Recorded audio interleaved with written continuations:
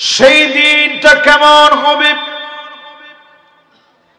অসংখ্য নবীদেরকে আল্লাহ পাক সেদিন ডাকবেন, উম্মতের ব্যাপারে সেদিন খবর নেবেন। আমার নবীকে সেদিন সাক্ষী বানাবেন সবার উপরে, অন্যান্য নবীদের উপরে আল্লাহ নবী সাক্ষী দিবেন, উম্মতের ব্যাপারেও নবীজি সাক্ষী দিবেন। এই আয়াতে কারিমা সূরা নিসায়ের 41 নং আয়াতে কারিমা সাবাবুন নুজুল পড়ে দেখেন। আল্লাহ নবী যখন উম্মতের জন্য বিষণ্ণ মনে ছিলেন, এই আয়াতে কারিমা নাজিল হয়ে গেছে। নবীজির দুইটা চোখ দিয়ে এমন ভাবে পানি ঝরেছে, গাল বেয়ে বেয়ে পানি ঝরেছে, দাড়ি বেয়ে বেয়ে টপ টপ করে পানিগুলো ঝরেছে। হাত্তা বাল্লাল আর জমিনের ভিতরে নবীজির চোখের পানিগুলা টপ টপ করে পড়েছে। এত পরিমাণ নবীজি কেঁদেছেন, কারণ জীবনে কোনদিন নবীজি উম্মতকে এক নজর দেখতে পারে নাই। এক নজর যে উম্মতকে নবীজি দেখতে পারে নাই, একবারের জন্য নবীজি উম্মতের আদর করতে পারে নাই, ছুঁয়ে দেখতে পারে নাই। এত পরিমাণ নবীজি মায়া করে গেছেন। আব্দুল্লাহ বিন মাসউদ রাদিয়াল্লাহু তাআলা আনহুকে নবীজি একদিন ডাকলেন, ডেকে বললেন, আব্দুল্লাহ বিন মাসউদ তুমি একটু পড়ো। আব্দুল্লাহ বিন মাসউদ মনে করতেছে, আকরাউ আলাইকা ওয়া আলাইকা উনজিল, নবী আপনার সামনে কেমন করে পড়ব? এই কোরআনুল কারীম আপনার উপরে অবতীর্ণ হয়েছে। নবীজি বললেন, আব্দুল্লাহ বিন মাসউদ পড়ো, আজকে আমার বড় শুনতে ভালো লাগতেছে, শুনতে আমার বড় মনে চাচ্ছে। আব্দুল্লাহ বিন মাসউদ বলেন, পড়া শুরু করে দিলাম। সূরা নিসা পড়া শুরু হয়ে গেল। ইয়া আইয়ুহান নাসুত্তাকু রাব্বাকুমুল্লাযী খালাকাকুম মিন নাফসিন ওয়াহিদা। তেলাওয়াত শুরু হয়ে গেল। পড়তে পড়তে 41 নম্বর আয়াতে আসছি। উম্মতের জন্য নবীর এমন মায়া, দুইটা চোখ দিয়ে অঝোর ধারায় নবীজি কাঁদলেন। চোখের পানি টপ টপ করে জমিনের মধ্যে পড়ল।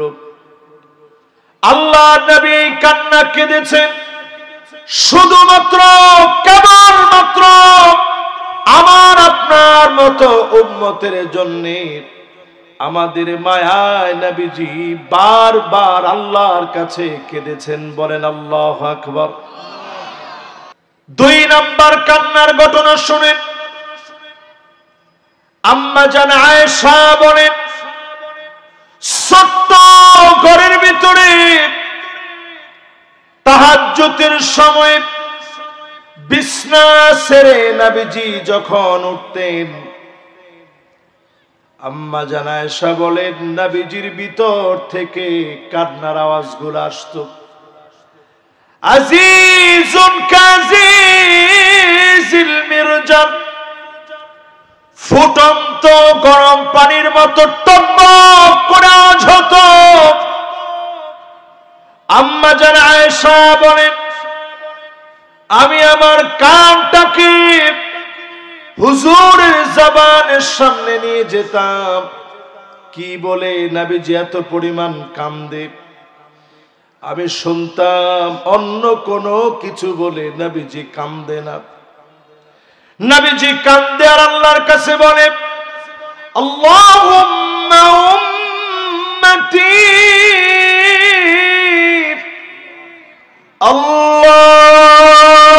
আল্লাহুম্মা উম্মতি, আল্লাহ আমার উম্মত, আমার উম্মত। সিজদায় পড়ে নবীজি কাঁদতেন উম্মতি উম্মতি বলে। 3 নাম্বার কান্নার কথা শুনে, নামাজের ভিতরে নবীজি যখন দাঁড়াতেন, আল্লাহর নবী তেলাওয়াতের ভিতরে উম্মতের মায়ায় কাঁদতেন। ইন তুআযিবুহুম ফাইন্নাহুম ইবাদুক, যদি আমার উম্মতকে শাস্তি দেন তারা তো আপনার গোলাম, শাস্তি দিলে তো বাঁচার কোনো উপায় নাই। তেলাওয়াত করে নবীজি উম্মতের মায়ায় কেঁদেছেন। আজকে যারা বসে আছেন এই উম্মতদেরকে ভালোবেসে নবীজি কাঁদছেন। 4 নাম্বার কান্নার কথা শুনেন, আল্লাহর হাবিব বলেন, ওয়াদিতু লাউ রাআইনা ইখওয়ানানা, আমার বড় মনে চায় এক নজর যদি ভাইগুলাকে দেখতে পেতাম। সাহাবায়ে কেরাম বলেন, নবী আমরা কি আপনার ভাই না? আল্লাহর নবী বলেন, না তোমরা আমার ভাই না, বাল আনতুম আসহাবী, তোমরা তো আমার সাহাবী। ভাই তো হবে তারা মান আমানা বি ওয়া লাম ইয়ারানি, যারা ঈমান এনেছে জীবনে কোনদিন আমারে দেখে নাই, না দেখে যারা ঈমান এনেছে তারা হবে আমি নবীর ভাই। একটাবার চিন্তা করে বলেন তো দেখি, নবীজি আদর করে ভাই বলে ডাকছেন কাদেরকে? আমাদেরকে। জোরে কোন কাদেরকে? আমি আজকে এখানে বসে এই ওয়াজটা করব সিদ্ধান্ত নিলাম তখন আমাদের আমির সাহেব যখন ঘোষক বলতেছিল যে সাদেক ভাই টুপি পড়াই দিবে, আমির সাহেব বলতেছিলেন যে আরে না হুজুর কর। তো উনি আদর করে সম্মান করে হুজুর বলতে বললেন, অথচ রাসূল আমাদেরকে আদর করে নিজে পরিচয় দিয়েছেন, এরা হবে আমার ভাই। জোরে কোন আল্লাহু আকবার। একটাবার চিন্তা করেন, মুসলমান নবী আমাদেরকে ভাই বলে ডেকেছেন, জীবনে কিছু নেন নাই, সব দিয়ে গেছেন। প্রায় দিন নবীজি ফজরের নামাজ পড়ে আসতেন, এসে স্ত্রীদেরকে বলতেন ঘরে কি কোনো খাবার আছে? আম্মা জানেরা বলতেন ঘরের ভিতরে কোনো খাবার নাই। নবীজি রোজা রেখে ফেলতেন, সাহারি করেন নাই, একটা খেজুর খেতে পারেন নাই, এক ডোব পানি পর্যন্ত খায় নাই। নবীজি আমার রোজা রেখে ফেলতেন।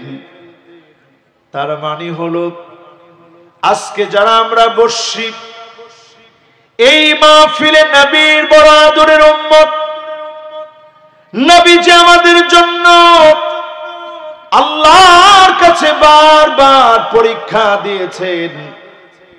যদি নবীর উম্মত হয়ে পরিচয় দিতে পারেন, আমাদেরকে যিনি সেরাদের সেরা বানায় দিবেন তিনি কে? মাশাআল্লাহ, লিল্লাহে তাকবীর, লিল্লাহে তাকবীর।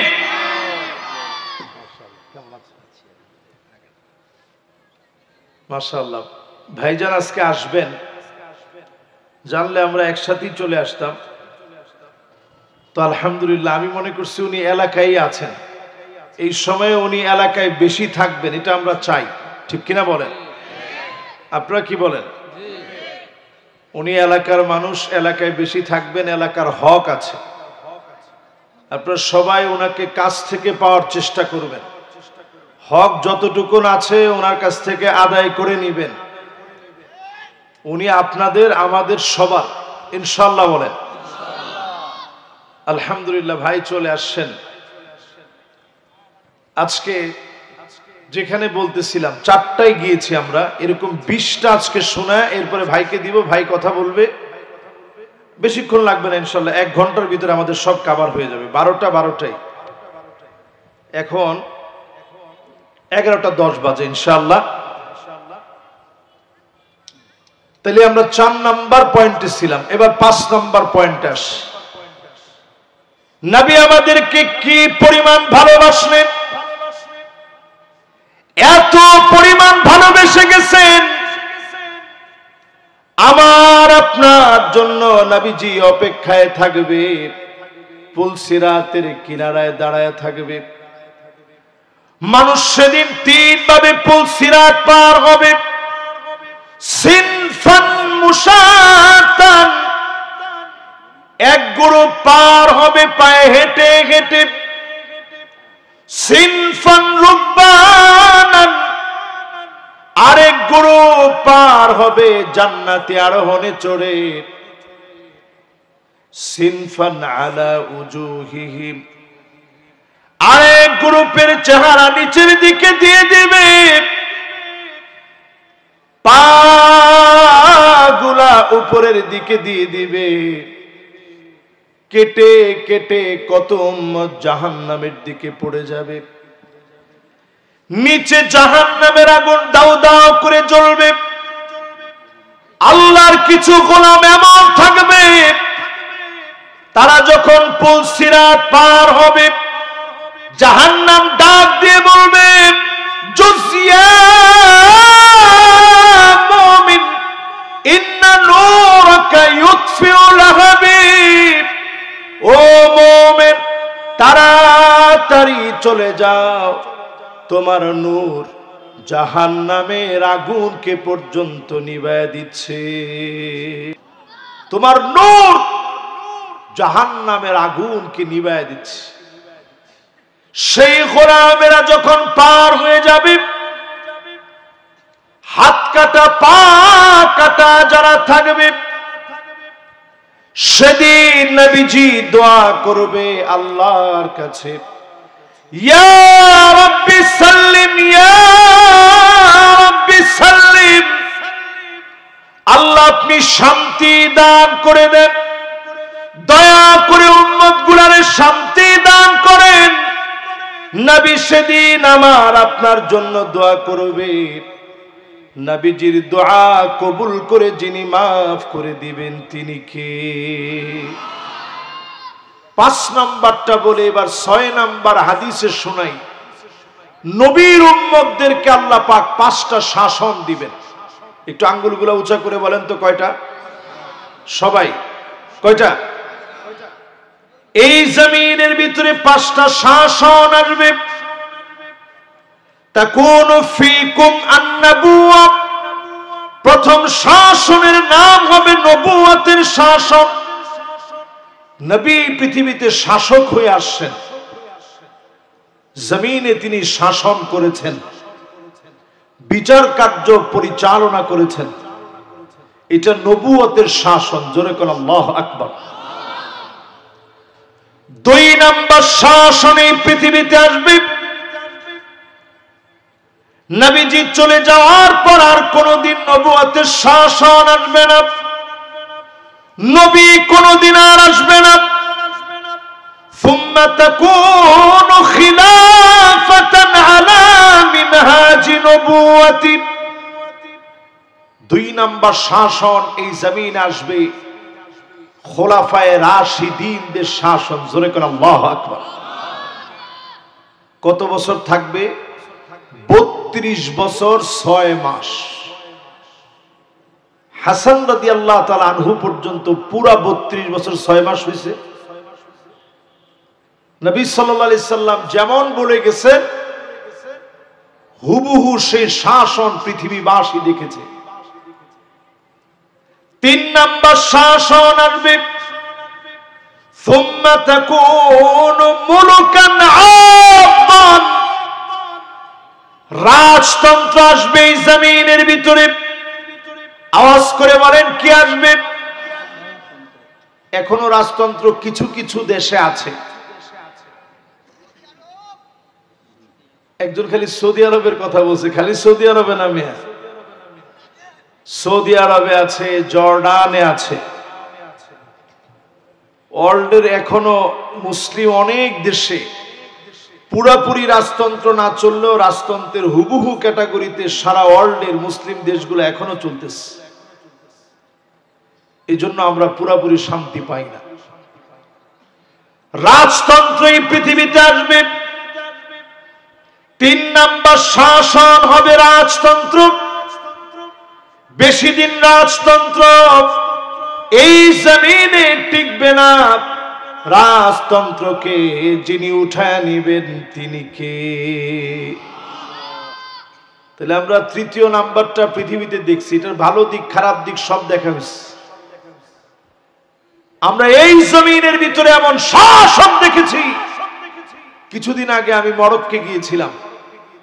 তারেক বিন জিয়াদ মুসলিম এমন একজন রণবীর ছিলেন।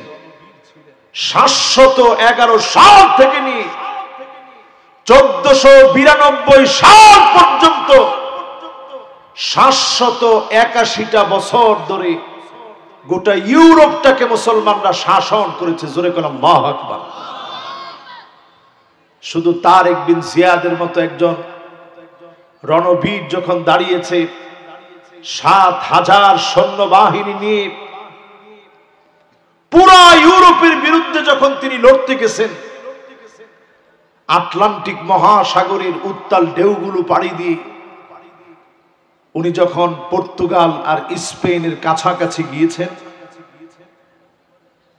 ওই পারে স্পেন এ পারে মরক্কো, কাছাকাছি যখন তিনি গিয়েছেন, চতুর্দিকে যখন সৈন্যবাহিনী দেখা যাচ্ছে, তখন তিনি তাদের সঙ্গীদেরকে নিয়ে একটা বক্তব্য দিচ্ছেন। তারেক বিন জিয়াদ বলেছেন, লা মালজা ওয়ালা মানজা মিনকা ইল্লা ইলাইক। আজকে বাঁচার কোনো উপায় নাই, যাওয়ার কোনো জায়গা নাই। জীবন যদি দেওয়া লাগে আল্লাহর জন্য জীবন দেব, একমাত্র যার কাছে আশ্রয় নিতে হবে তিনি কে? সবাই বুঝে ফেলছে যে আজকে জীবন দেওয়ার জন্য প্রস্তুতি নেওয়া লাগবে। এমন ভাবে মুসলমানরা ঝাঁপায় পড়তেছিল, খ্রিস্টানরা বলতেছিল ইন্না রাআইনা কওমান মাআ তারিক বিন জিয়াদ। তারেক বিন জিয়াদের সঙ্গে এমন নওজওয়ানদেরকে আমরা দেখেছি, লাউ আরাদু আন ইয়াখলাল জাবাল লাখালাউ। এরা যদি পাহাড়কে বলতো পাহাড় সরে যাও, সমুদ্র তুমি থেমে যাও, মুহূর্তের ভিতরে পাহাড় সরে যেত, সমুদ্রের ঢেউগুলো থেমে যেত। বলেন আল্লাহু আকবার।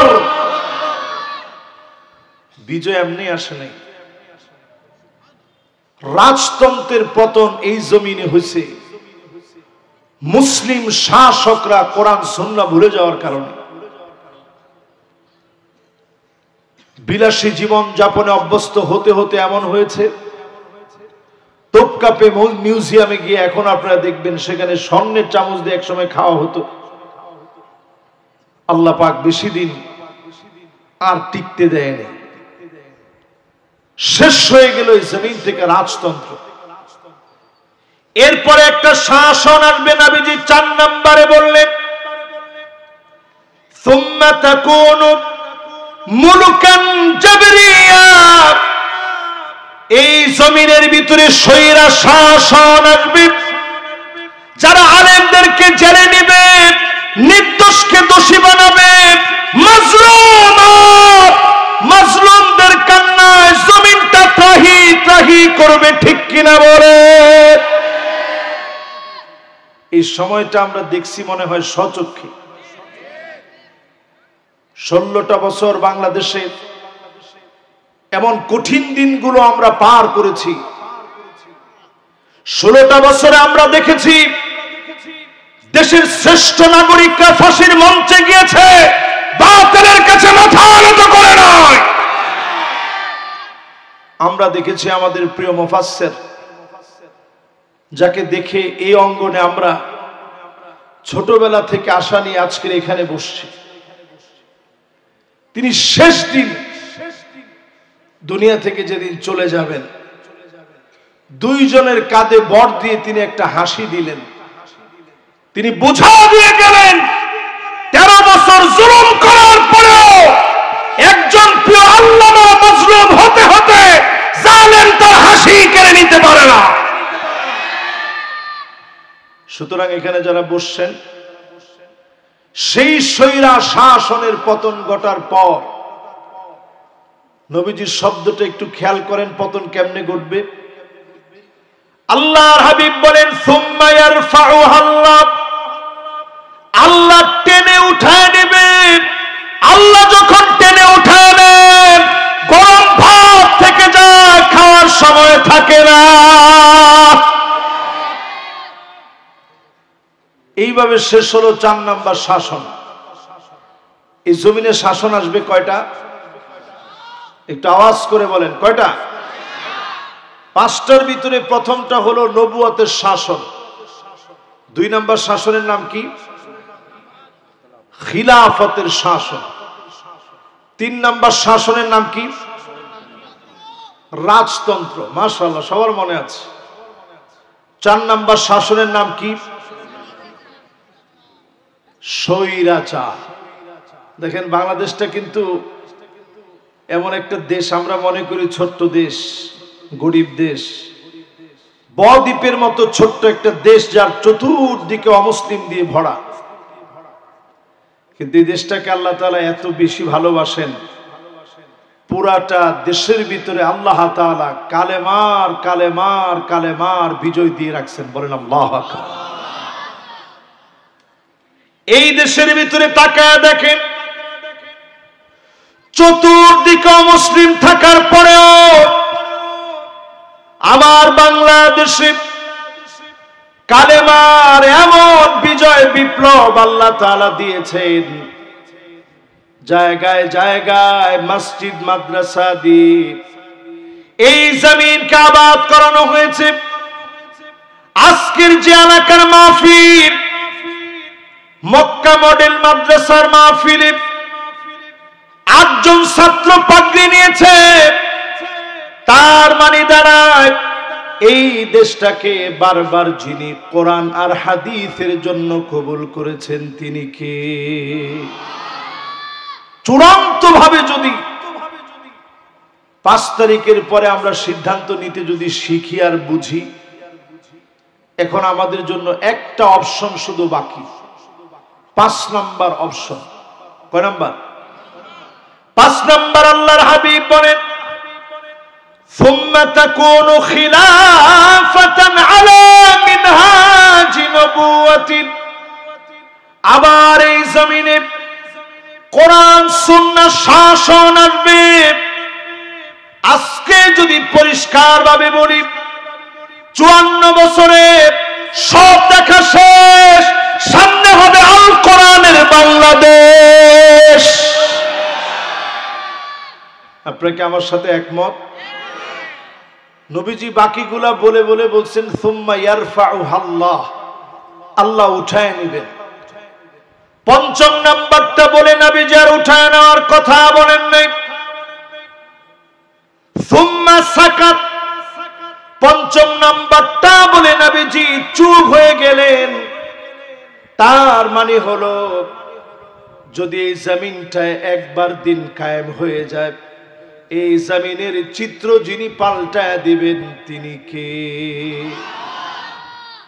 আমি বলছি, আমি 20টা পয়েন্ট আজকে কথা বলবো। আমার 6ষ্ঠ নাম্বার পয়েন্ট শেষ।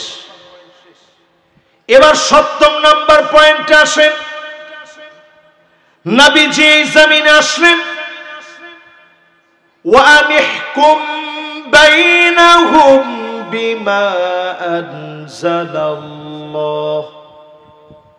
নবীজিকে আল্লাহ অর্ডার করলেন, ও নবী বিচার করা লাগবে কোরআন দিয়ে। আওয়াজ করে বলেন কি দ্বীপ? আরো জোরে কি দ্বীপ? আমরা কি বাংলাদেশে কোরআন দিয়ে বিচার এস্টাবলিশ করতে পারছি না? কয়েকজন মনে হয় পারছেন। এই কাজটা কি মুস্তাহাব,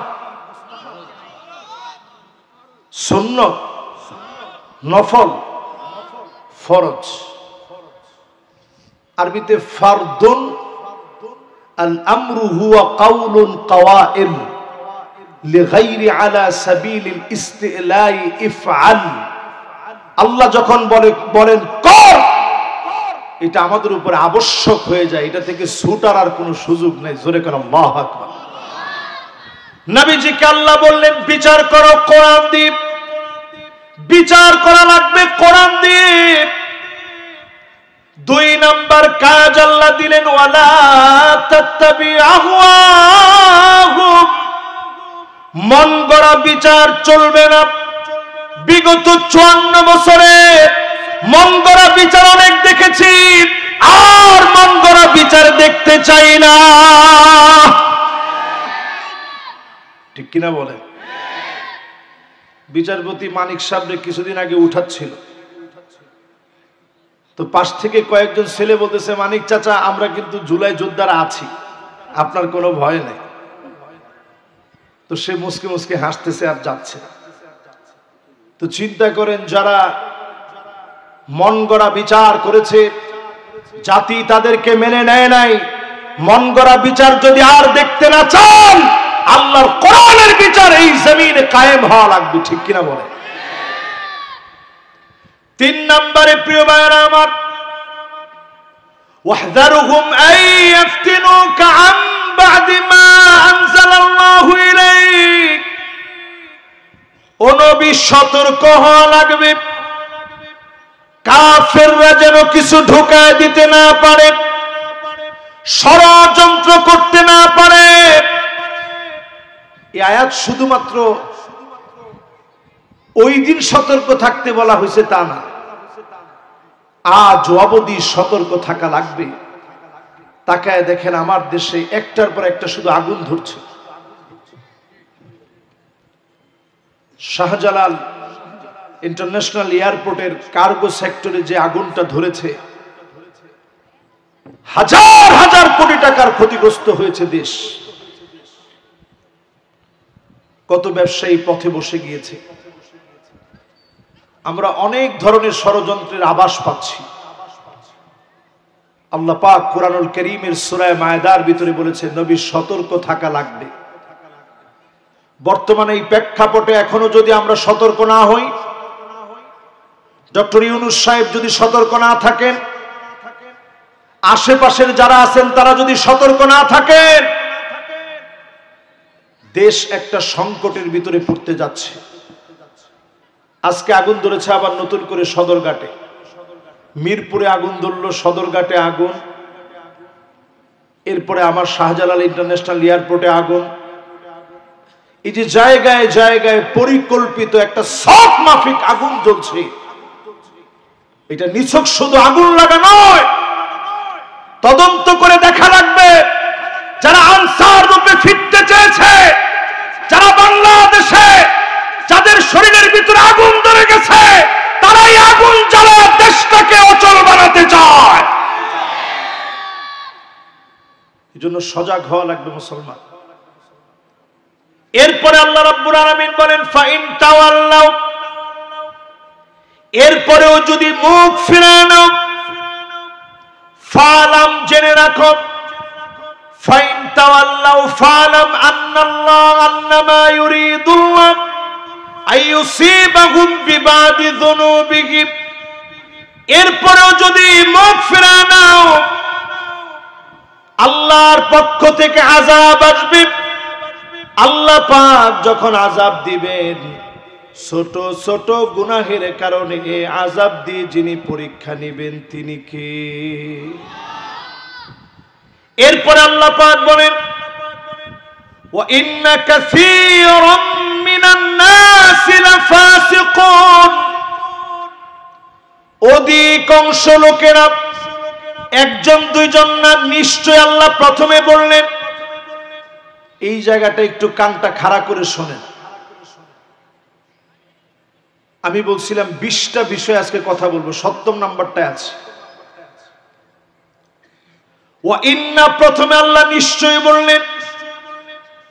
ওয়া ইন্না কাসীরাম মিনান নাস, আল্লাহ পাক বাদুন নাস বলেন নাই, কিছু লোকের কথা বলেন নাই। নাফারুম মিনান নাস বলেন নাই। আল্লাহ পাক জামাআ মিনান নাস বলেন নাই। অধিকাংশ লোক এমন হবে যারা ফাসিক হবে, যারা সরাসরি কোরআন সুন্নাহ, কোরআনের আলোচনার ভিতরে বাধা প্রদান করবে, ঠিক কিনা বলে? নোয়াখালীতে আপনি তাকায় দেখেন, সেখানে দার্স হচ্ছে, দার্সুল কোরআনের ভিতরে প্রকাশ্যে যারা এসে পিটিয়েছে, পরিষ্কারভাবে জেনে রাখেন, যারা মসজিদের ভিতরে মানুষকে রক্তাক্ত করতে পারে, চূড়ান্ত বিচার বাংলার জনগণ করবে, ঠিক কিনা বলে?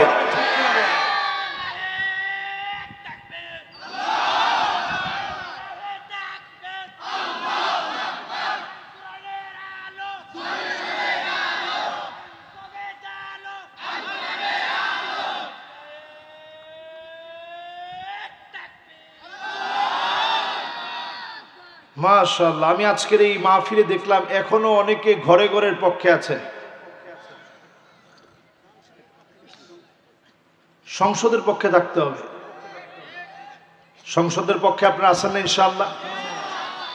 সংসদে যদি এখনো আমরা আলো জ্বালাতে না পারি, ঘরে ঘরে তো 54 বছর ধরে অনেক জ্বালাইছেন। আজকে আমি ঘরে বসে বলতেছিলাম, যদি এই দেশটায় যদি ইসলামী আইন আসে, এরকম মাহফিল করে আর আপনাদেরকে বোঝাতে হবে না, মাহফিলের জরুরত লাগবে না। তো অটো বাংলাদেশে ইসলামী আইন যদি হয়, মসজিদে মসজিদে বসে আপনাকে বয়ান শুনতে হবে ইনশাআল্লাহ বলেন। এই মাঠ ঘাট সব ইসলামের আলোতে পরিপূর্ণ হবে। কত কষ্ট করে আপনারা আলো জ্বালায়, বাতি জ্বালায় এখানে মাহফিলের ব্যবস্থা করছেন। তখন রাষ্ট্রীয়ভাবে মাহফিলের আয়োজন করে আপনাদেরকে শোনানো হবে, সেখানে গিয়ে খালি আপনারা শুনবেন ইনশাআল্লাহ বলেন। প্রিয় ভাইয়েরা আমার, আল্লাহ রাব্বুল আলামিন জানায় দিলেন, অধিকাংশ লোকেরা হবে ফাসিক। খালি ফাসিক হবে না, লাফাসিকুন, অবশ্যই ফাসিক হবে। যারা অবশ্যই ফাসিক, তারাই কোরআনকে এখনো বাধা দেয়, ঠিক কিনা বলে? যে লোকগুলো এখনো বলতে পারে কোরআন দিয়ে কি রাষ্ট্র চালানো যায়, শরিয়া আইন কি চলে, শরিয়া আইন দিয়ে রাষ্ট্র চলবে না, এটা যারা বলে পরিষ্কার তারা ফাসিকি করছে। কোরআন তাদেরকে ফাসিক বলেছে, ঠিক কিনা বলে? এরপরে আমার ভাইয়ের আল্লাহ রাব্বুল আলামিন বলেন, আফাহুকমাল জাহিলিয়াতি ইয়াবগুন, ও নবী এত কিছুর পরেও লোকেরা কি জাহিল, জাহালাতের জীবন বেছে নিবে, অন্ধকারের দিকে ধাবিত হবে। আজকে যদি প্রশ্ন করি, চায়ের দোকানে বসে বসে দেখবেন কিছু লোক আছে বলতে থাকে আগেই ভালো ছিল। এরকম লোক আছে না? চায়ের দোকানে বসে কি বলে, এরকম লোক আছে না? পাশ থেকে যদি একজন খালি বলতে পারে যে হ্যাঁ ঠিকই বলছো, আগেই ভালো ছিল, তাহলে বলে যে ঠিক আছে, চার বিলটা আমি দিব, আরেক কাপ চা দিই। কোরআনের ভাষায় আল্লাহ পাক তাদেরকে বলছে, আফা হুকমাল জাহিলিয়াতি ইয়াবগুন, এত কিছু দেখার পরেও নবী তারা কি জাহিলিয়াতের দিকে যাবে? দিনের পর দিন আলেমদেরকে যারা জুলুম করেছে, এখানে বেছে বেছে কোন দলের আলেমকে বাদ দেওয়া হয় নাই, বাদ দেওয়া হয়েছে। আমি কিন্তু কোন দলের পক্ষ হয়ে এখানে বসি নাই, দলের পক্ষ হয়ে এখানে ওয়াজও করছি না। কোন দলের আলেম কি বাদ দেওয়া হয়েছে? আপনি যদি দেখেন আল্লামা মামুনুল হক, তিনি কি জামাত ইসলামের আলেম? বাংলাদেশের প্রথিতযশা আলেম পরিবারের সন্তান, শেখুল হাদিস ইবনু শেখুল হাদিস, উনাকে কি পরিমাণ জুলম করা হলো। এখানে কোনো দল দেখা হয়নি, দেখা হয়েছে ইসলাম। জোরে বলেন, কি দেখা হয়েছে? দিনের পর দিন যারা জুলুম চালিয়েছে, দিনের পর দিন যারা অত্যাচার করেছে, ওই মানুষগুলো এখন যদি আপনার সামনে আসে, আপনি তাকায় দেখবেন কি পরিমাণ জুলুমের সাক্ষী তারা ছিল। যারা জেলে ছিল, যারা আয়নাগরে ছিল, সিজদা পর্যন্ত দিতে দেওয়া হয় নাই, নামাজ পড়তে দেওয়া হয় নাই, কোরআন পড়তে দেওয়া হয় নাই, আলো দেখে নাই, অন্ধকারের ভিতরে ছিল, দিনের পর দিন জুলুম করেছে। একটাবার চিন্তা করেন, আমার ব্যারিস্টার আরমান ভাইয়ের কথা, কতদিন এমন হয়েছে তার পরিবার কলিং বেল বাজলে মনে করতো এই তো মনে হয় আরমান আসছে। দিনের পর দিন অপেক্ষা করেছে, সন্তানকে খুঁজে পায় নাই। দিনের পর দিন অপেক্ষা করে সন্তান বাপকে পায় নাই। কতজন কবরস্থানে ঘুমিয়েছে,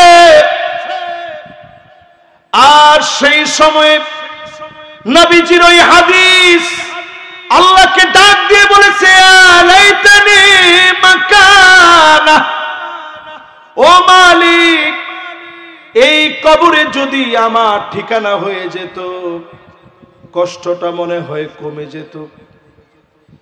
আল্লাহর কত গোলাম ঘরের মধ্যে ঘুমাতে পারে নাই, কত গোলাম ফাঁসির মঞ্চে গিয়েছে, কত গোলামের বুক জাজরা করে দেওয়া হয়েছে।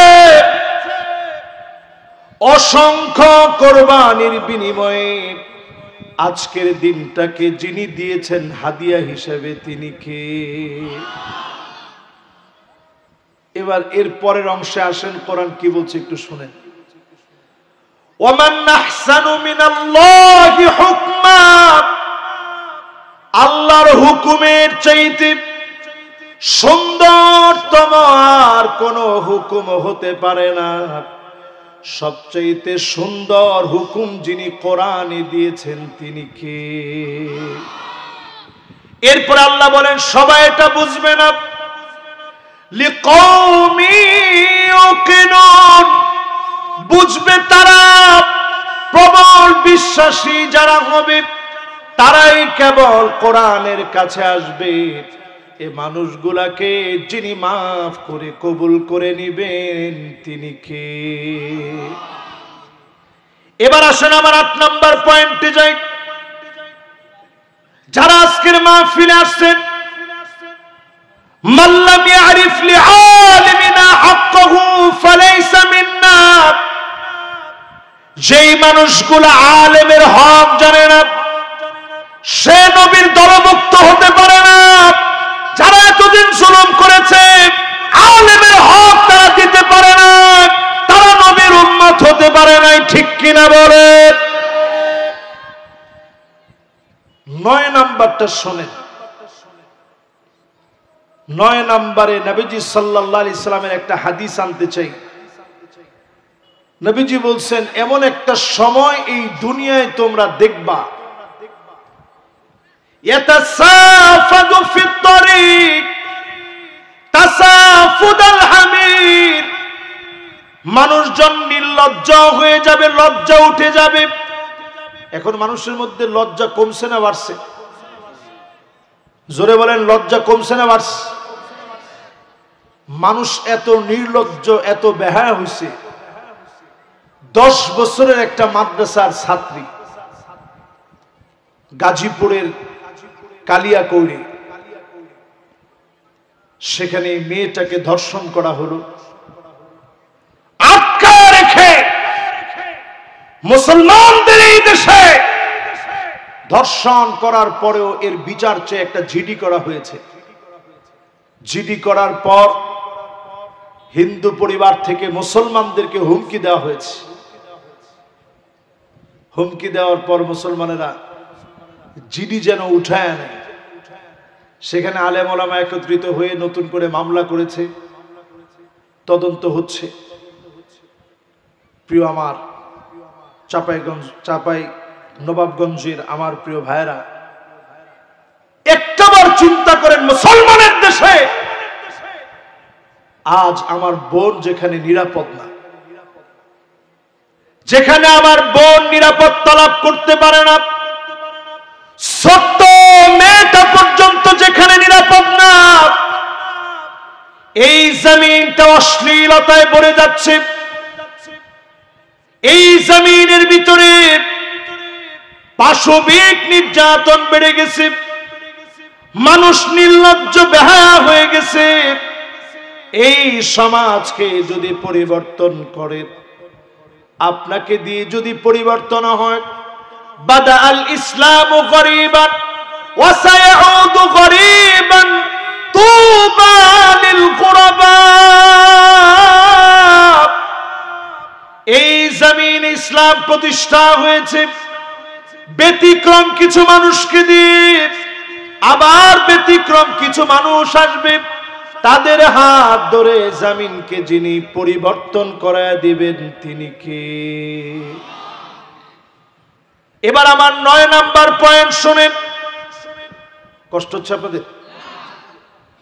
এই তো ইনশাআল্লাহ আমি শেষের দিকে আছি, আর বেশিক্ষণ না, আর 15 মিনিট সময় আমার আছে। এই 15 মিনিট শুনেন।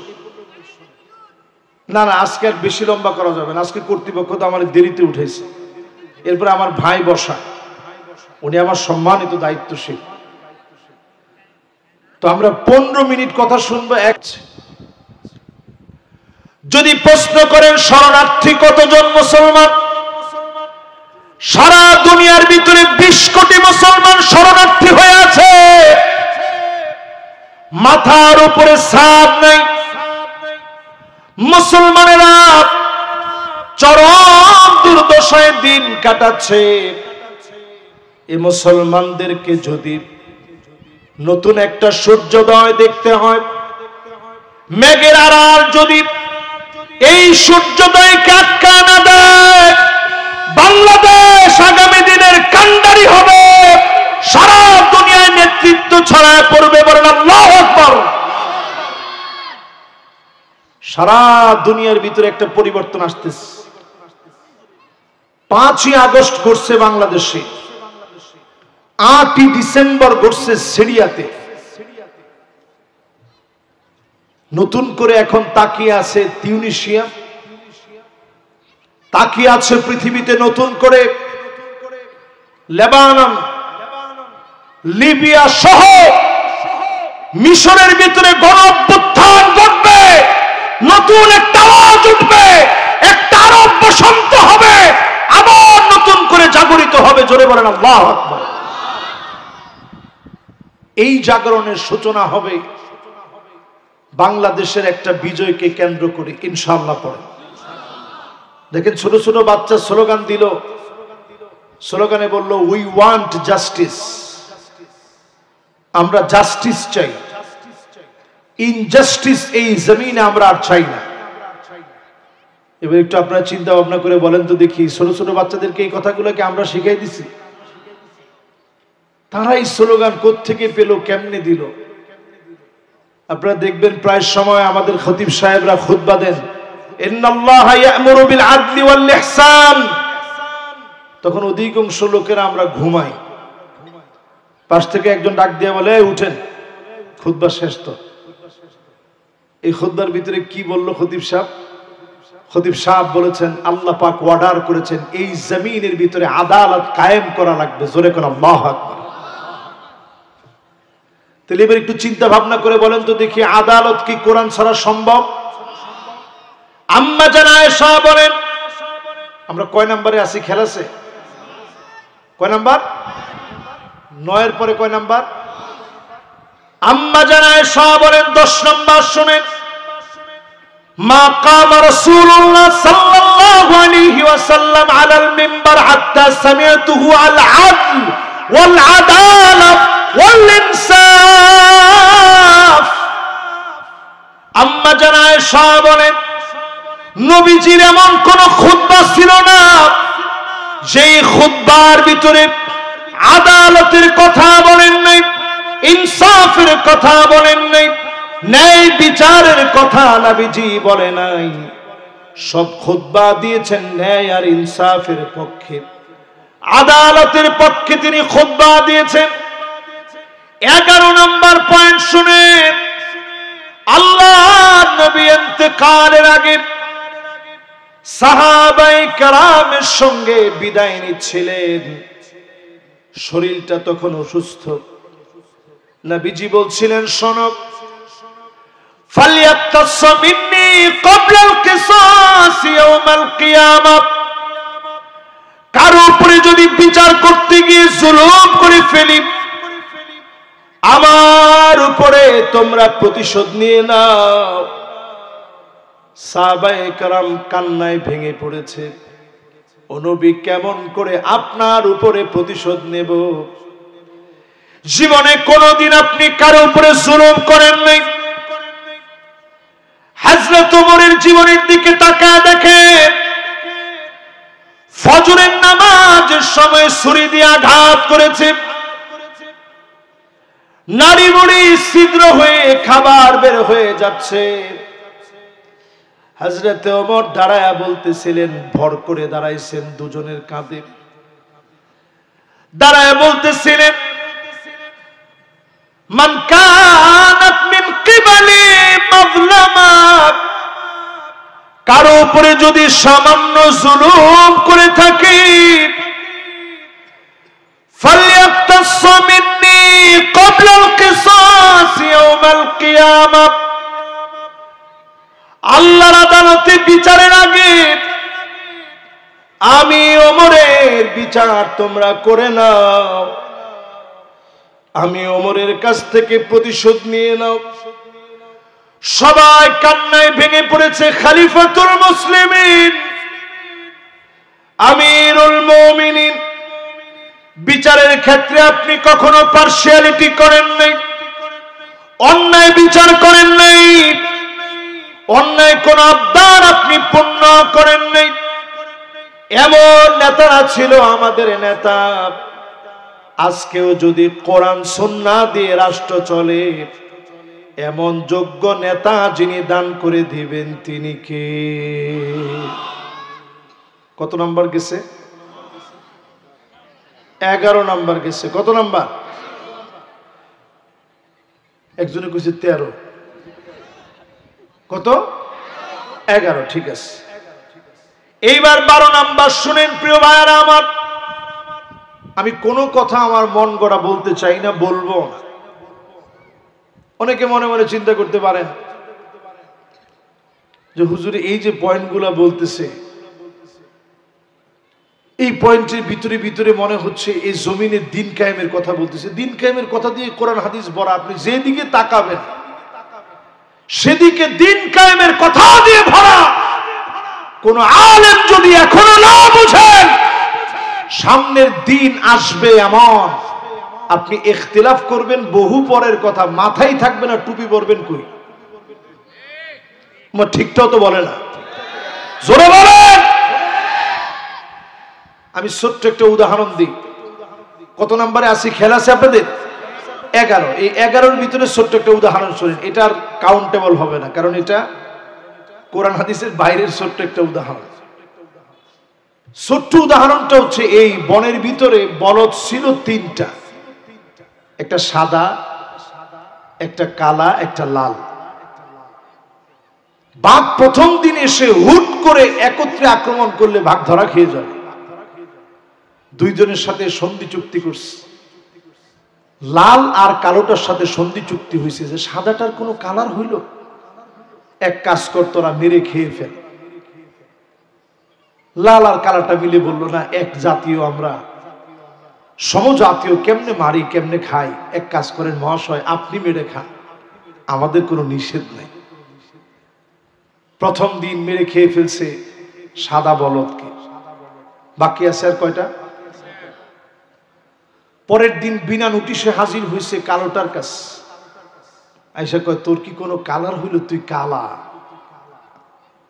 বিনা নোটিশে তারে গপ করে খেয়ে ফেলছে। এর পরের দিন আসছে লালটার কাছে, বলছে তোরে তো খাইতাম প্রথম দিন, তোর তো কোনো কালারই না এটা, কিন্তু একবারে তো খাওয়া যায় না, এই জন্য তোর একটু সুযোগ দিছি, এখন তোরে খাবো। তো লালটা বলতেছে, আমি একটু পাহাড়ের উপরে যাই, একটা ছোট্ট কথা বলে চলে এসি, আসলে পরে আপনি আমারে খায়েন। পাহাড়ের উপরে গিয়ে ওই লাল বলদটা বলছে, উকিল তু ইয়াউমান, এটা কিন্তু একটা বানানো গল্প আর কি। উকিল তু ইয়াউমান, ইয়াউমান উকিলা সাউরুল আবিয়াদ, ওই দিন আমাকে খেয়ে ফেলা হয়েছে। সাদা বলদকে যেদিন খাওয়া হয়েছে, আল্লামা সাঈদীকে যেদিন অ্যারেস্ট করা হয়েছে, বাংলাদেশের প্রত্যেক আলেমকে অ্যারেস্ট করা হয়েছে। এটা বুঝতে যত দেরি হবে, তত বেশি এদেশে দিন কায়েম দেরি হবে। যত তাড়াতাড়ি বুঝবেন এই জমিনে, তত তাড়াতাড়ি দিন কায়েম হয়ে যাবে। জোরে কোন আল্লাহু আকবার। এবার আমরা ছিলাম 11 নম্বরে, এবার চট করে চলেন 12 নম্বরে যাই। কত নাম্বার? 12 নম্বরে। প্রিয় ভাইরা আমার, এই জমিনে যদি দিন কায়েম না হয়, হাত্তা ইয়াতাবাহান নাসু বিল মাসাজিদ, মসজিদে মসজিদে মারামারি হবে। পরিষ্কার ভাবে শুনতে চাই, মসজিদে মসজিদে এখন মারামারি আছে না নাই? কি বলেন? না না না, জি এত আসতে হইলে চলবে না, একটু জোরে বলেন আছে? নোয়াখালীতে আপনারা দেখছেন, এই হাদিস তো আজকে নবীজি বলে যান না, 1450 বছর আগে বলে গেছেন। মিলায় দেখেন, এখন পদ পদবি নিয়ে মারামারি। ইমাম সাহেব সেজদায় একটু দেরি করলে,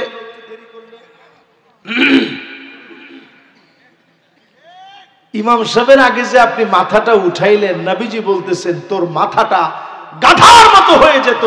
আমায়াকশাল্লাযী আইয়ারফা রাসাহু ক্বাবলা ইমাম আইয়ুহাউইলাল্লাহু রাসাহু রাসাল হিমার, তোর চেহারাটা গাধার মতো হয়ে যেত, শুধু নবীর উম্মত দেখে আল্লাহ মাফ করে দিয়েছে। জোরে কোন আল্লাহু আকবার। কত নাম্বার শেষ? এবার 13 নাম্বার শুনেন আমার ভাইরা। পিছনে একজন উঠছে, মাদ্রাসার তালিবুল ইলম, বসেন। মাশাআল্লাহ, এরপর তো বসে না, বসবে ইনশাআল্লাহ। এই তো মাশাআল্লাহ, লিল্লাহি তাকবীর। এটা চাপাই নবাবগঞ্জের মানুষ, মাশাআল্লাহ। কত নম্বরে ছিলেন? 13 নম্বর না? চলেন 13 নম্বরে।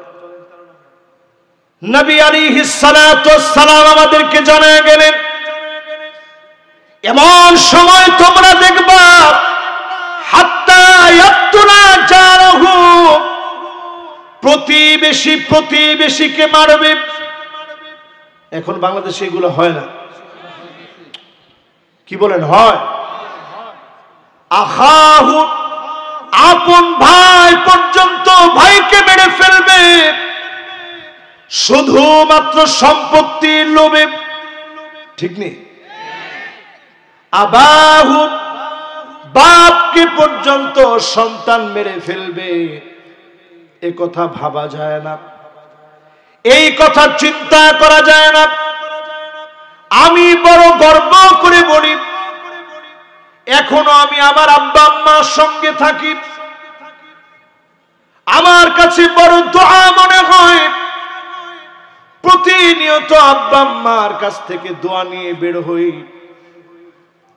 মা বাবা কত বড় সম্পদ, সেই মা বাপ শহীদ হবে সন্তানের হাতে। কয়েকদিন আগে দেখেন, রমজান মাসে সন্তানের হাতে বাপ শহীদ হল। কিছুদিন আগে আলেমকে পর্যন্ত সন্তান মেরেছে। বাপ আলেম, ছেলে মাদ্রাসায় পড়ে, তারপরেও ছুরি দিয়ে আঘাত করতে দেরি করে নাই। এই দৃশ্যগুলা যদি জমিন থেকে বন্ধ হওয়া লাগে, আল্লাহর কোরআনের আইন এই জমিনে লাগবে, ঠিক কিনা বলে? কত নাম্বার শেষ? 14 নম্বরে প্রিয় ভাইরা আমার, আল্লাহর হাবিব বলেন এই জমিনের ভিতরে এমন সময় আসবে যেই সময়ে তোমরা দেখবা হাত্তা ইয়াবুদাল্লাহ ওয়াল উজ্জা, মূর্তির সামনে গিয়ে মুসলমানেরা মাথা নত করবে, মূর্তির সামনে গিয়ে মুসলমানেরা নত হয়ে যাবে। এই দৃশ্য চোখে চোখে পড়বে। মুসলমান এখন কোনোভাবে যেন ঈমান না হারায়। এখনো যদি না বুঝেন, অচিরেই নিয়ামত যিনি ছিনায় নেবেন তিনি কে? আমরা শুধুমাত্র পূজা মণ্ডপের কথা আমি বলছি না, ঘরে ঘরে এখন মূর্তি, পুতুল, ছবি আছে না নাই? জোরে কোন আছে না নাই? হযরত আলী রাদিয়াল্লাহু তাআলা আনহুর ঘরে নবীজি যাচ্ছিলেন মেহমান হয়ে, ঘরের ভিতরে পা দিয়ে নবীজি বের হয়ে যাচ্ছেন। নবীজি বলছেন লা তাদখুলুল মালাইকাতু বাইতান ফীহি তাসাউইর, ছবি থাকলে ওই ঘরে ফেরেশতা যায় না। নবীজি ওই ঘরে যেতে চান নাই। পর্দার ভিতরে সেই যুগের অঙ্কিত কোন একটা রূপ হয়তো ছিল। আল্লাহর নবী সেটা দেখে পিছনের দিকে চলে আসলেন। হযরত আলী ছিঁড়ে ফেলে দিলেন। নবীজির ঘরের ভিতরে যেতে গিয়ে জিবরাইল আলাইহিস সালাম তিনি জান্নাত। আল্লাহর নবী বললেন কেন আপনি আসেন না? পর্দা দেখায় দিলেন। এই পর্দার ভিতরে সেই যুগের হয়তো অঙ্কিত কোন ছবি, সেই যুগের হয়তো হাতে কাজ করা কোন একটা রূপ। আল্লাহর নবীর ঘরে জিবরিল যেতে গিয়ে বের হয়ে আসলেন। এই রকম যদি কোন ছবি থাকে, নেতার ছবি ঘর থেকে নামায় নেন, না হলে ওই ঘরে রহমতের ফেরেশতা থাকে না, ঠিক কিনা বলেন? আপনারা কি কষ্ট পেয়েছেন আমার কথায়? বুলবুল ভাইয়ের ছবি কি ঘরের ভিতরে লটকানো যাবে? ঘরের ভিতরে রাখা যাবে না? ঘরের ভিতরে কোন ছবি নেই, ঘরের ভিতরে কোন ছবি লটকাবেন না। আপনার ঘর যদি রহমত দিয়ে ভরতে চান, ছবি সরায় ফেলে। কত নম্বর এটা? 15 নম্বরে প্রিয় ভাইরা আমার, হাত্তা তুত্তাখাযাল মাসাজিদু তুরুকা, এমন সময় জমিনে আসবে রাস্তা দিয়ে হেঁটে হেঁটে চলে যাবে। বড় আফসোস, মুসলমান নামাজের জন্য ঢুকবে না, মসজিদে যাবে না, নামাজ পড়বে না। আজকে এখানে মাহফিল হচ্ছে, দিন কায়েমের কথা চলছে। একটা বার আপনি ভেবে দেখেন, ফজর থেকে নিয়ে এশা পর্যন্ত যদি বলা হয় অধিকাংশ লোকেরা নামাজ পড়েছে, জোরে কোন? এখন কোন আওয়াজ নাই, সব চুপ হয়ে গেছে। স্পষ্ট মনে রাখবেন, যে লোকটা বেনামাজি, নামাজ যার নাই, সে মদখোরের চাইতে আল্লাহর কাছে নিকৃষ্ট। ঠিকটা একটু জোরে কর। আমার কাছ থেকে এবার একটু দলিল নেন।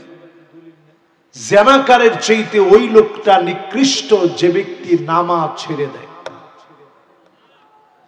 কিন্তু 5টা লোক যদি মনে করেন এই চাপাই নবাবগঞ্জের আজকের এই জায়গায় 5টা লোক যদি মদ খেয়ে মারা যায়, মাইকে এলান করা লাগবে না, এদিকে 10 কিলো, এদিকে 10 কিলো, এদিকে 10 কিলো, সব জায়গায় এলান হয়ে যাবে মদ খেয়ে কয়জন মারা গেছে। কিন্তু চিন্তা করেন প্রতিনিয়ত কত বেনামাজি মারা যাচ্ছে। আমরা অনেকে বুঝি না, দেখি, এটা কিছু মনে করি না। বেনামাজি যখন কবরে যাবে, ফেরেশতারা একজন আরেকজনকে বলবে তারিকুস সালাত, নামাজ পরিত্যাগকারী এসেছে। এমন ভাবে কবর অন্ধকার হবে, এমন ভাবে চাপ মারবে, ডান দিকের হাড়গুলা বাম দিকে চলে আসবে, বামের হাড়গুলা ডান দিকে চলে আসবে। লাইসা লাহু নূরুন ওয়ালা বুরহানুন ওয়ালা নাজাত, তার জন্য কোনো আলো নাই, কোনো সাক্ষী নাই, কোনো প্রমাণ নাই। ওয়া কানা মা ফিরআউন, সে সঙ্গী হবে ফেরাউনের, সে সঙ্গী হবে হামানের, সে সঙ্গী হবে কারুনের, সে সঙ্গী হবে উবাই বিন খালাফের। যে আসামিগুলার নামগুলা বললাম বড় বড় আসামি না, এখানে কোনো মদখোরের নাম নাই। এরকম বড় বড় আসামি, এগুলো মদখোর, জেনাকার, যা বলে সবচেয়ে নিকৃষ্ট জালেম। ফেরাউনের চাইতে বড় জালেম আর কি? শেখ হাসিনা। আরে আপনি তো জুলুম কি দেখছেন কোন? আমি দুবাই গেছি 2 বছর আগে, সেই তুলনায় যদি বাংলাদেশকে দাঁড় করান, বাংলাদেশ কত ভালো একটু হিসাব করেন। আমরা অনেক সময় এই দেশটাকে খারাপ বলি। আমি দুবাই গেছি, আমারে দেখা ইমিগ্রেশনে পুলিশ বলতেছে লেহিয়া কাবির লুসুস কাবির, যেটা দাড়ি বড় বড় এটা ঝামেলা বেশি। আমি তো অবাক হয়ে গেছি। আমি বলতেছি যে এ শাহজাহান কাইয়া লেহিয়া সোয়াইয়া লুসুস সোয়াইয়া, যেটা একটু একটু দাড়ি, এটা একটু একটু ঝামেলা। লেহিয়া মাফি রজুল মিয়া মিয়া, কোনো দাড়িটারি জান নাই, এটা 100 লোক। আচ্ছা বলেন তো দেখি, বাংলাদেশের পুলিশরা কি এরকম?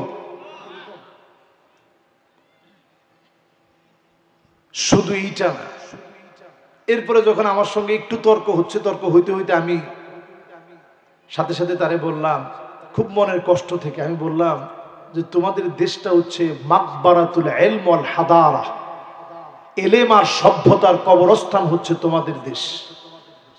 চিন্তা করেন, যে দাড়ি সহ্য করতে পারে না, এই কথা বলার পরে তার মাথায় রক্ত কিরকম উঠছে। এটা বলার পরে সে তো একবারে পুলিশ টুলিশ আইনা ভরে ফেলছে। তারপরে বলছে এই কথা কেন বললাম? আমি বলছি না, আমি তো সত্য বলছি, তোমাদের দেশ হচ্ছে এলেমের কবরস্থান, এখানে কোনো এলেমের চর্চা নেই। এখন তোর বাংলাদেশে আছে? আমি বলছি অনেক বাংলাদেশে এলেমের চর্চা আছে, তুমি গিয়ে একটু দেখে এসো। কথা প্রসঙ্গে সে একটা পর্যায়ে যখন অনেক এরকম কথা হচ্ছে, এর মধ্যে আজান হয়েছে, সে আমারে বলতেছে শায়েখ এখন আর কথা বলবো না, একটু নামাজটা পড়ে আসি। তা আমি জিজ্ঞাসা করলাম কিসের নামাজ? কই সলাতুল মাগরিব। আমি কই না, তোমার নামাজ তো আল্লাহ নিবে না আমার কাছে মনে হয়। কই না, নামাজ যিনি নেওয়ার উনি নিলে নিবে, না নিলে নাই। তা আমি বললাম এরকম বহুত লোক আছে, তারা 60 বছর ধরে সেজদা দিবে, ফালা ইউকবাল মিনহুম সিজদাতান ওয়াহিদা, একটা সেজদাও তাদের কাছ থেকে কবুল হয় নাই। তো পরে আমি যখন এই কথা বললাম, আমারে বলছে আর দিন ফিল মসজিদ, এই দিনই কথাবার্তা এগুলো হবে মসজিদে, লাইসা হুনা। এটার নামই সেকুলারিজম। দিন মসজিদে চলবে, দিন বাহিরে চলবে না। এটার নাম দিন নয়। চুলের গোড়া থেকে শুরু করে পায়ের তালু পর্যন্ত, পার্লামেন্ট থেকে শুরু করে আপনার ঘর পর্যন্ত প্রত্যেকটা জায়গায় দিন লাগবে, ঠিক কিনা বলে? কত নম্বরে ছিলাম বলেন তো দেখি? এবার 16 নম্বরে আসেন আমার ভাইরা। যতজন আজকের মাহফিলে বসলেন, আগামীর দিনে যদি আপনি ভুল করেন, নতুন সূর্যোদয়ে যদি ভুল করেন, 6টা শাস্তি বাংলাদেশে আসতেছে, আমি স্বচক্ষে দেখতেছি। এই 16 নাম্বারটার পরে আর 4টা কথা বলেই ইনশাআল্লাহ আমার ভাই নেবে হাতে। 1 নাম্বার শাস্তি বাংলাদেশের দিকে আসবে যদি ভুল করেন। নবীজি বলেন 1 নাম্বার ইমারাতুস সুফাহা, নির্বোধরা ক্ষমতা নিয়ে খেলামেলা করবে।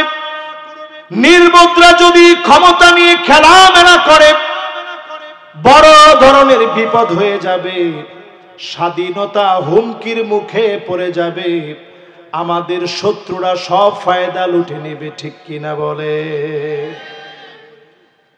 2 নাম্বার শাস্তি আসবে কাসরাতুস শর্ত,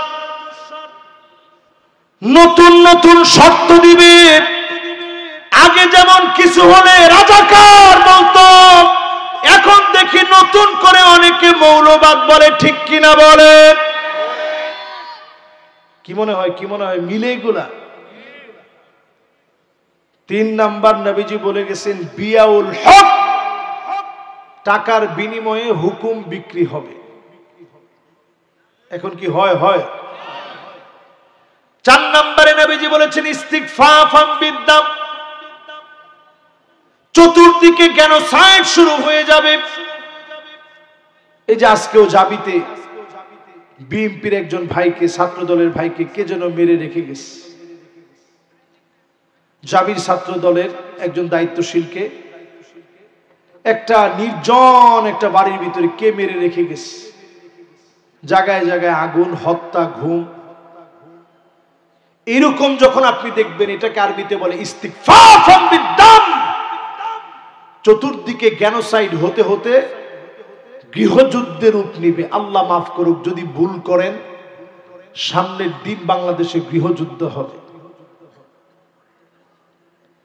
5 নম্বরে আল্লাহর হাবিব বলেছেন কাতিয়াতুর রাহিম, আত্মীয়তার সম্পর্ক থাকবে না। এখনই তাকালে দেখা যায় ভাই ভাইরে চিনে না। 6 নম্বরে নবীজি বলেছেন এমন সময় আসবে স্বচক্ষে তোমরা দেখবা, যেই সময়ে আমি আপনি তাকালে দেখব আকাল্লুহুম ফিকহান, যাদের একেবারে বুঝ নাই, তারা চেয়ারের ভিতরে বসে আছে। এই 6টা শাস্তি আমার কাছে মনে হয় কাছাকাছি সময় অপেক্ষা আছে।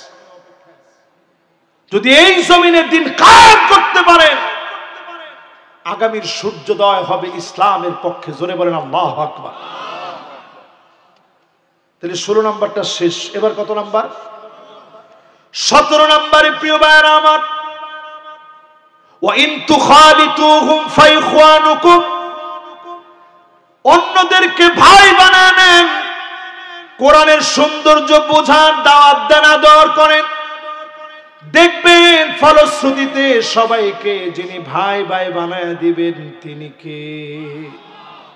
18 নাম্বার, নবীজি আমাদের জন্য দোয়া করে গেছেন আল্লাহর কাছে। এখনো নবীজি দোয়া করেন, যখনই আমরা সওয়াবের কোন কাজ করি, হামিদুল্লাহ, আল্লাহর প্রশংসা আদায় করে। উম্মত যদি গুনাহ করে ফেলে, নবীজি আল্লাহর কাছে ক্ষমা চান। 18 নম্বরে প্রিয় ভাইরা আমার, যতজন এই মুহূর্তে শুনছেন, যদি আজকের এই মাহফিল শুনে একটা কথাও নিয়ে যেতে পারেন, আমার মা বোনদেরকে যদি ঘরে ঘরে শুধরে দিতে পারেন, শেষ জামানায় আন্নানা নারীরা এমন হবে সব আমার নামে লাগবে। এখনকার নারীরা চায় কি চায় না? এদিক থেকে একজন বলছে চায়, আর সবাই চুপ। নারীরা এখন চায় কি চায় না? এরপরে দেখবেন মান্নানা, কথায় কথায় খোটা, আমি দেখি তোমার ঘর করে খেয়ে গেলাম। এরপরে দেখবেন হান্নানা, সারাদিন কষ্ট করে আসছেন, 1 গ্লাস পানি স্ত্রী যদি দিতে বলেন, এমন একটা ধমক, সাথে সাথে আপনি বলেন যে না, দুষ্টামি করছি, পানি পিপাসাই লাগে না। এরপরে দেখবেন কান্নানা, একটু ঢেলান দিয়ে বসছেন, আরাম করতেছেন, স্ত্রী এসে বলবে একটু উঠেন, চেয়ারটা একটু ঠিক করতে হবে। খাটের মধ্যে গিয়ে বসছেন, খাটটা ঝাড়ু দিতে হবে। এরপরে দেখবেন হাদ্দাকা, কিছু আনছেন কোনদিন পছন্দ হয় নাই, স্ত্রীর কোনদিন আপনার পছন্দ স্ত্রীর পছন্দ মিলে না। কিছু আনলি বলে কি আনলেন, এটার কালার মনে হয় মরে যাবে। ঠিক যে বলছে সে কি বিবাহিত, আপনারা মনে হয় অবিবাহিত। আসলে কথা কি ঠিক? হ্যাঁ, একটু জোরে সোরে বলেন ঠিক। মা বোনরা এখন চিন্তা করবে এতক্ষণ হুজুরের ওয়াজ শোনার পর লাস্টে হুজুরে এই ওয়াজ ধরলো। এরপরে দেখবেন সাদ্দা আঁকা, কথায় কথায় তর্ক করবে এমন মহিলা এখন আছে না নাই? এরপরে দেখবেন বাররা আঁকা, শুধু তর্কই করবে না, লাঠি নিয়ে স্বামীরে পিটাইতে পর্যন্ত দেরি করবে না। ঠিক কিনা বলে? তাহলে বোঝা যায় চাপাই নবাবগঞ্জের বেহাল দশা। এই জন্য বুলবুল ভাই আজকে আসছে যে এই বেহাল দশায় কি করণীয় আমাদের। এবার একটু বলেন, যারা আমাদের স্প্যান্ডেলে আছে এখানকার মহিলারা কি এমন? মাশাআল্লাহ, অন্তত আপনারা সাক্ষী দিচ্ছেন যে না হুজুর, এখানকার ঘরের মহিলারা আলহামদুলিল্লাহ যারা এখানকার আসছে এরা এরকম। তাহলে এবার একটু হিসাব মিলিয়ে দেখেন, এই সমাজের পরিবর্তন দরকার আছে না ভাই? মা বোনদের কথা বললাম, এবার যদি বলি 19 নম্বরে পুরুষেরা যারা আছেন, কয়জন আপনি ঘরে গিয়ে আগে সালাম দেন? আচ্ছা হাত উঠে। ঘরের ভিতরে গিয়ে ঘর ঝাড়ু দিচ্ছেন এমন কে কে আছেন? একটু হাত উঠান তো দেখি। 1 2 3 4 5 6 7, এটা কাউন্টেবল, মোটামুটি কাউন্ট করা যায়। মাশাআল্লাহ, এখানে একজন আলেমও হাত তুলছে। আমার ওই আলহামদুলিল্লাহ যখন খাওয়া দাওয়া করতেছিলাম আমাদেরকে বিরিটেরে খাওয়াইছে, উনি মাশাআল্লাহ হাত উঠেছে, হুজুর আমি ঘর ঝাড়ু দিই। এই কাজটা রাসূলুল্লাহ রেখে যাওয়া একটা সুন্নাহ। ফাকান্নাসা রাসূলুল্লাহ। আমগো জেলা আমির আপনি জিজ্ঞাসা করে দেখেন, উনি নিজেও ঘর ঝাড়ু দিস, কিন্তু আজকে বলেন আমরা ঘর ঝাড়ু দিই আলহামদুলিল্লাহ। এটা শরমের কিছু নেই, রাসূলুল্লাহ নিজে দিছে। এরপরে তো বিয়ে শাদী করছি, এরপরে বউরও তরকারি কেটে দিস। এই যে তরকারি কেটে দিছি এটা রাসূলুল্লাহর আরেকটা সুন্নাহ। আম্মাজান আয়েশা বলেন, ছোট্ট ছুরিটা দিয়ে আমার রাসূল তরকারি কেটে দিতেন। জোরে বলেন আল্লাহু আকবার। আম্মাজান যদি অসুস্থ হয়ে যেতেন, নবীজি চোখের পানিগুলো মুছে দিতেন, নবীজি সঙ্গ দিতেন, ঘোরাতে নিয়ে যেতেন। উহুদ পাহাড়টা দেখায় দেখায় নবীজি বলতেন, জাবালুন ইউহিব্বুনা ওয়া নুহিব্বুহু, এই পাহাড়টাকে আমরা ভালোবাসি, পাহাড়টা আমাদেরকে ভালোবাসে। বলেন আল্লাহু আকবার। এরকম ঘুরায় ঘুরায় নিয়ে আসতেন। কয়দিন ঘুরাইছেন? স্ত্রীর মন বোঝার চেষ্টা করেন। 19 নম্বর শেষ, এবার 20 নম্বর। নবী আলাইহিস সালাতু ওয়াস সালাম বলেন, কুরআনুল কারীম আল্লাহ আয়াত নাযিল করলেন, আল্লাহ পাক জানায় দিলেন, কুল হুয়াল কাদিরু আলা আন ইয়াবআসা আলাইকুম আযাবাম মিন ফাওকিকুম। ও নবী, আযাব আসবে উপরের দিক থেকে। আপনার উম্মত উল্টা পাল্টা করলে আযাব আসবে উপরের দিক থেকে, পাথর পড়বে আসমান থেকে, ঘন বৃষ্টি হবে, উম্মত শেষ হয়ে যাবে। নবীজি কান্না শুরু করছে, আল্লাহ এরকম আযাব দিন, আমি তো উম্মত দেখিই নাই। ওই যে শুরু করছিলাম নবীজির কান্না দিয়ে। এরপরে আল্লাহ রাব্বুল আলামিন আয়াত নাযিল করলেন, আও মিন তাহতি আরজুলিকুম, পায়ের নিচ থেকে নাইলে আযাব আসবে। নবীজির কান্না দেখে আল্লাহ দ্বিতীয় অপশন দিলেন, নবী তাইলে ঠিক আছে, উপরে যদি না মানেন তাহলে নিচের থেকে আযাব আসবে, টর্নেডো হবে, ঘূর্ণিঝড় হবে, সাইক্লোন হবে, ভূমিকম্প হবে, ভূমিধস হবে। বাংলাদেশের টেকটনিক প্লেটটা একেবারে ফাটল ধরে গেছে। গবেষকরা বলছে 9 মাত্রার প্রলয়ঙ্কারী একটা ভূমিকম্প ঢাকায় হতে পারে। অর্ধেক ঢাকা পুরাটা সেজদায় পড়ে যাবে। কিন্তু বারবার দেখবেন ভূমিকম্প আসে, তারপরেও মালিক ফিরায় নেয়। কারণ নবীজি আল্লাহর কাছে সেদিন কেঁদেছেন, আল্লাহ এত বড় আযাব দিয়েন না। এই দেশে নবীর উম্মতের সংখ্যা অনেক বেশি, আল্লাহ পাক আযাব না দেন। নবীজি কেঁদে কেঁদে বলেছেন আযাব না দিতে। এবার 3 নাম্বার অপশন আল্লাহ দিলেন নবী, তাহলে 3 নাম্বারটা নেন। 3 নাম্বার অপশন কি? আউ ইয়ালবিসাকুম শিয়া। নবী আপনার উম্মত দলে দলে দলে দলে বিভক্ত হবে। ওয়ায়ুযীকা বাদুকুম বাসাবাদ, একজন আরেকজনকে মারবে, মারার পরে বলবে মারার মতো মেরেছি। এই যে 28 অক্টোবর আসতেছে, তাকায় দেখেন আমার জসিম ভাইকে যারা মেরেছে ওদের চেহারার দিকে তাকালে মনে হয় ওরা মুসলমানের সন্তান হয়ে আমার ভাইকে তারা শহীদ করেছে, ঠিক কিনা বলে? তার মানে স্পষ্ট ভাবে বোঝা যায়, আপনি দেখলে মুসলমানের মতো মনে হবে। একজন আরেকজনকে মারবে, মারার পরে বলবে যে মারার মতো মেরেছি, স্বাদ নেবে।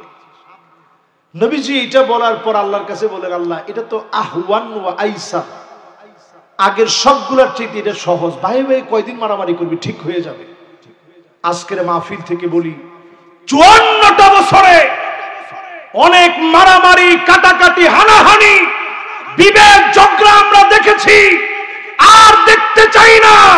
54 বছরে সব দেখে শেষ, সামনে হবে আল কোরআনের বাংলাদেশ।